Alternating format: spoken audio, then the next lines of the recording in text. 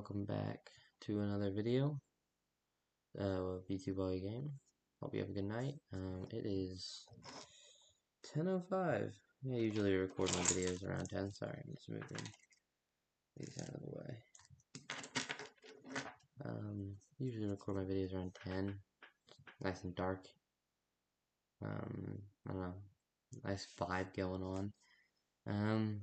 It's been a while. I recorded some videos. Didn't really like how they turned out. I was talking about, music and stuff, and I just didn't like how I made those albums or those videos. So I wanted to be more simple. That's really what I'm trying with this channel anyway. Just simple little content to put on the background of whatever you're doing. Maybe help you procrastinate. Who knows? But yeah, my favorite band is the Beatles. I love all their albums that I've listened to so far. There's only been a few that are like meh, but that doesn't happen a lot. I'm usually just really in love with all their albums. I've been really into music lately. I only listen to albums now. I don't cherry pick songs like I used to. And playlists, I think, is Spotify is the biggest culprit of kind of ruining music like that. There's a bunch of videos on YouTube about it of how Spotify is ruining music and it's the algorithms promoting, you know, only big artists don't pay their artists enough. So that's why prices are high on tickets, etc., etc. Bunch of whole arguments. But the number one is, you know, you're cherry picking songs and it just doesn't feel good. And I've noticed that as I listen to these albums, occasionally a song will come up that I've listened to a lot before on playlists, and it's kind of it's not as good. For example, Let It Be on a Let It Be album for the Beatles. I listened to that song so many times before I started listening to just albums that when it comes on the album, I'm not I mean, I like the song. It's still great. Still probably one of the best, if not the best song on that album. But it's not as magical as when I first heard it, as corny as that sounds. Um, you know, that's the way with so many, like Goodbye Yellow Brick Road. That's the cover song on Elton John's album, Goodbye Yellow Brick Road. That song's kind of lost its meaning to me because I've listened to it so much. So listening to the full album it preserves the songs, in my opinion. But yeah, I just had to kind of get that out of the way. Also, disclaimer: there are a few Beatles albums that I have not listened to. A Hard Day's Night. I haven't listened to Please Please Me, With the Beatles, or Meet the Beatles. So all the early ones, like 63 to 64, I haven't listened to. The oldest one I've listened to is Help and Rubber Soul. Oh, and Beatles for Sale I haven't listened to. So all like the ones 64 and lower I have unfortunately not listened to. I will get to them. I've heard a lot of good things about A Hard Day's Night, so excited to see that. But everything else I have listened to. Oh, and the White Album. I haven't listened to the full White Album. I've listened to the first disc. Spoiler alert, it's not on here. I wasn't the biggest fan of the first disc. I'm sure the second disc is good though. It has like Helter Skelter on there. It has a bunch of other stuff. So um, I do want to listen to that. Um, yeah. Anyways, so here's gonna be my list. I'm sure you can kind of, if you listen to the Beatles, you probably know what my list will be. But so far, in fifth place, I'm gonna have Sergeant Pepper's. Um, I used to think before I kind of understood the Beatles, I used to think this was like everyone's favorite album. Then I listened to it. I did enjoy it. Some of the songs were a little strange. But that's just the Beatles. They were pretty into psychedelics. Uh, but I mean, there's some really good songs on there, and it's just a fun, really well produced and made album.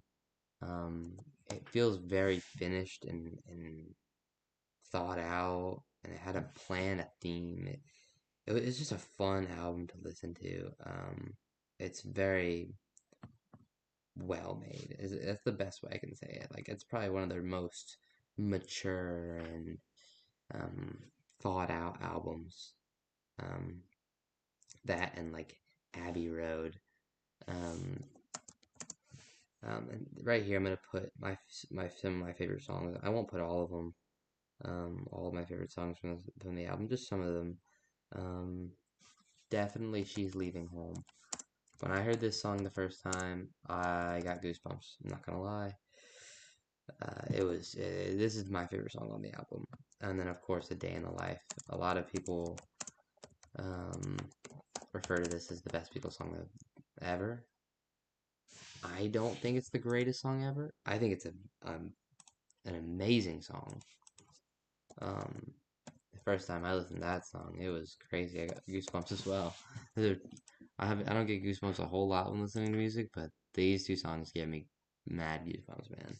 These are good songs.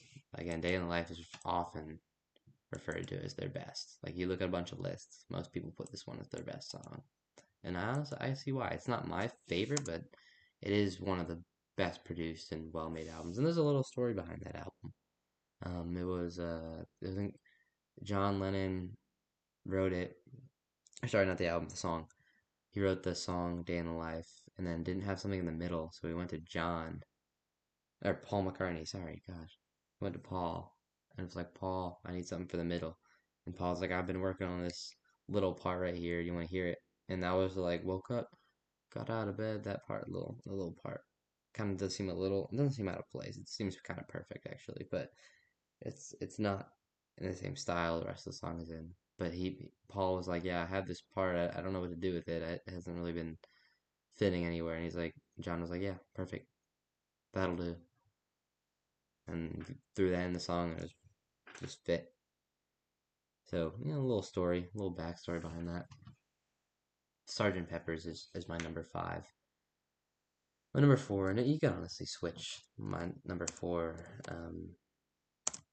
and number five, but I think I like it right here. Um, Let It Be is such a they kind of they knew what they were doing. Um, I think someone told me once that I'm pretty close to. They told me um, the Beatles knew they were the Beatles. They knew whatever they made was going to be a hit. This is like them at their maturest and most confident. This and of course Abbey Road, um, most confident, most mature, and it's not as kind of hippie as Sergeant Pepper's and Revolver and Magical Mystery Tour and Rubber Soul, but it's getting there with Abbey Road where it's just like um, it's just a good like easy album to listen to, especially for like someone who's just starting out listening to them. I would definitely recommend Let It Be. Um, um, I would say the best songs on Let It Be are my favorite songs, of course, Let It Be. With the guitar riff. Make sure you're listening to it with the guitar riff. Um, I think there's this one song written by John. I don't remember what it's called. Um, Shoot, I'd have to find it. We'll come back to it. I'm looking at it right now. Oh, it's Across the Universe. That's the one. Across the Universe. That song is heavenly, man. It's just a slower song, and you can just tell they've hit their stride. And this is winding up. Um, they've hit their stride. They know what they're doing. Um, all the songs on here are hits, and it's honestly a little overhated. Some people don't. I mean, it's not hated. It's some people put it kind of low. I think it's absolutely amazing. And yeah, those are two of my favorites on there. But every song on all these albums are a hit. There's a few songs on Sergeant Pepper's that's a little weird, and there's another album with a few weird songs, but it's the Beatles. I can excuse it. My number three. This very recently changed.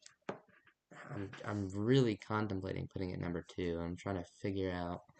which one I like better. I have my phone right here. Ah, man, I think, wow, this is hard. I think as of right now, I'm putting Abbey Road at number three.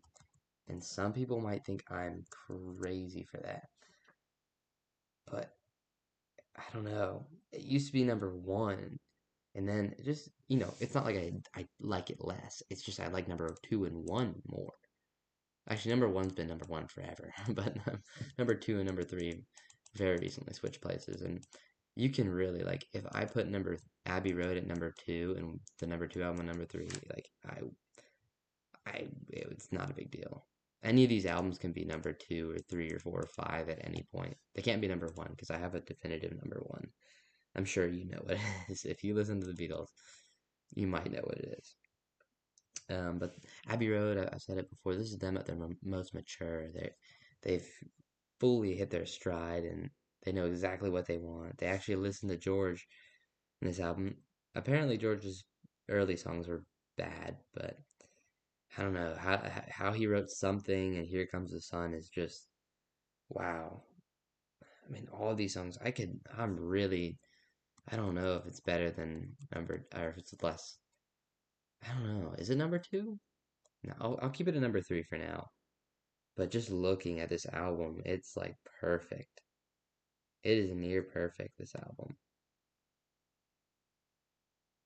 Oh, wow. Some of the best songs in there. Something, um, Golden Slumbers. I'll put like four songs on here.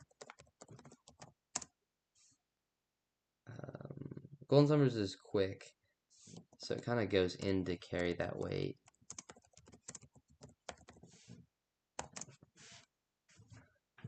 Oh man, is this number three? I think it should be number two now that I'm thinking about it. Wow, this is hard. I'll say that for the three songs. Technically four, but Golden Slumbers and Carry That Weight are essentially one song. I don't know, this is hard. It's hard to, wow. They're just so good. This is when they're honestly at their best. Is it their best album? No. Because whatever they did with these top two albums is just perfect. It's just perfection. My number two, that is, can easily be number one, or sorry, number three, is Rubber Soul. I mean, Rubber Soul is so, it's just fun. I think I'll put it, I think I'm actually gonna put Abbey Road number three. I just kind of looked at it again, and I think it is. Or Abbey Road's gonna be at number two. I'm put Rubber Soul down at three. Now that I'm thinking about it again, um, I mean Rubber Soul is just such a fun album. They're really just this is the last album before they stop touring. You can't really tell though because it's so well produced. Like usually reason I say that is because the albums before were made to be played on stage, and once starting at Revolver, it's just kind of like they just started goofing off in the studio. Not goofing off, but messing around with stuff and figuring stuff out. Um, and it really shows on like Revolver and Sgt. Pepper's and whatnot. But Rubber Soul just had so much fun and life. Um, and it's an album I can just play over and over and over again and never get bored. That's why I could totally put it at number two. I'm just gonna put Abbey Road because I think it is slightly better, just like Golden Slumbers and Something. And overall, it's probably better, but man, Rubber Soul is something else. I think the best songs on it are like Girl. Girl is a banger of a song. Oh my goodness. Um, let's try. I gotta look through some songs. I have a headphone in and I'm just playing some songs. Oh, I'm looking through. There we go.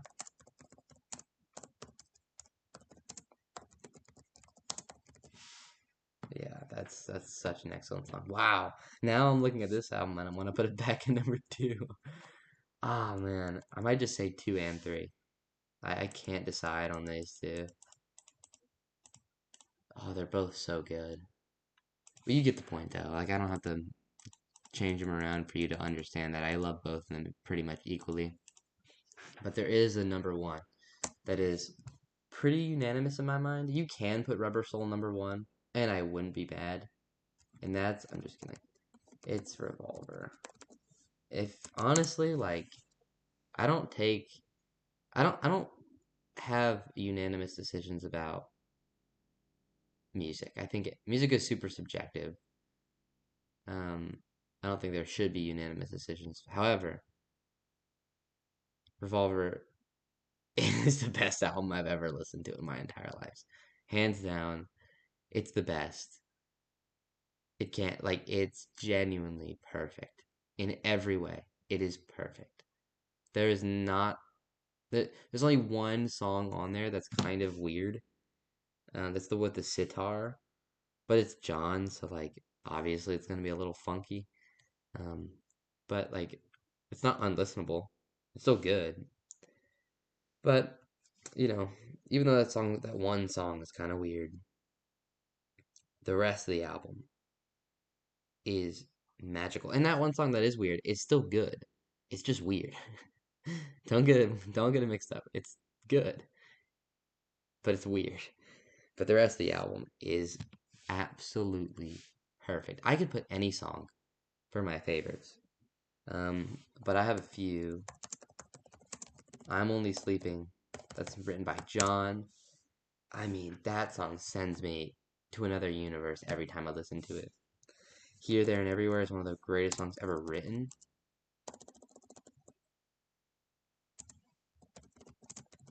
I can't separate this by commas because I want you to make sure you know it's one song.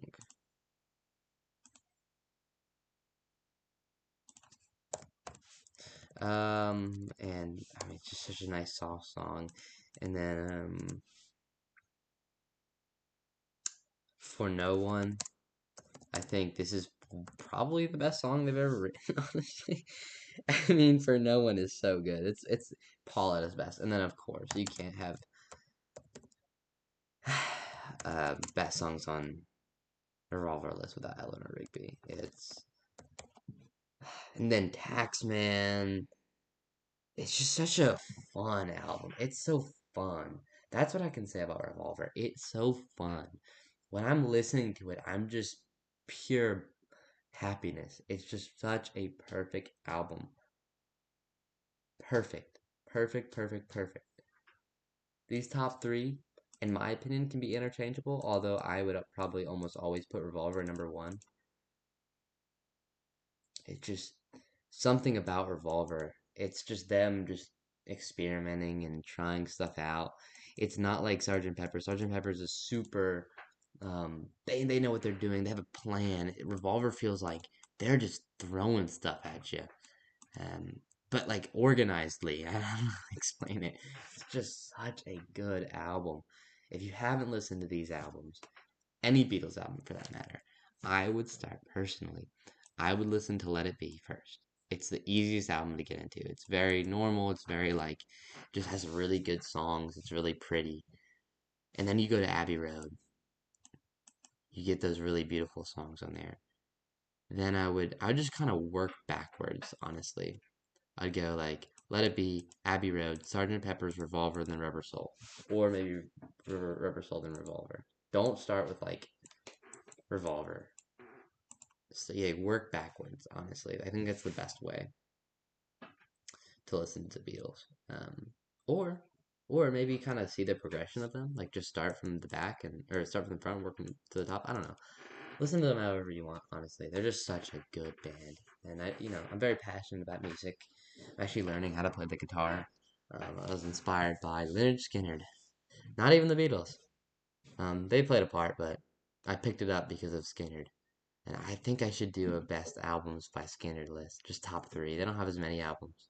That's another thing I love about the Beatles. There's so many albums. They're all bangers, bangers, bangers. You could have a favorite. Like one day, my favorite's Rubber Soul. The next day, it's Abbey Road. The other next day, it's Let It Be. Sgt. Pepper's. Like it just goes. But overall, this has probably been my list. But let me know what you think.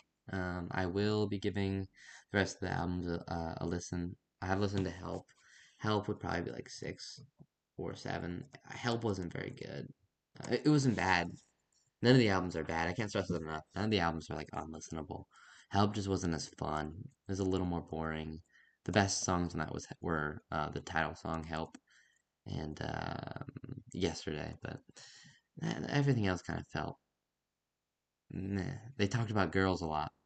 You could tell they were peak Beatlemania when they made that because they're just like talking about girls. They were playing into it. But yeah, that's my list. I hope you enjoyed, and good night.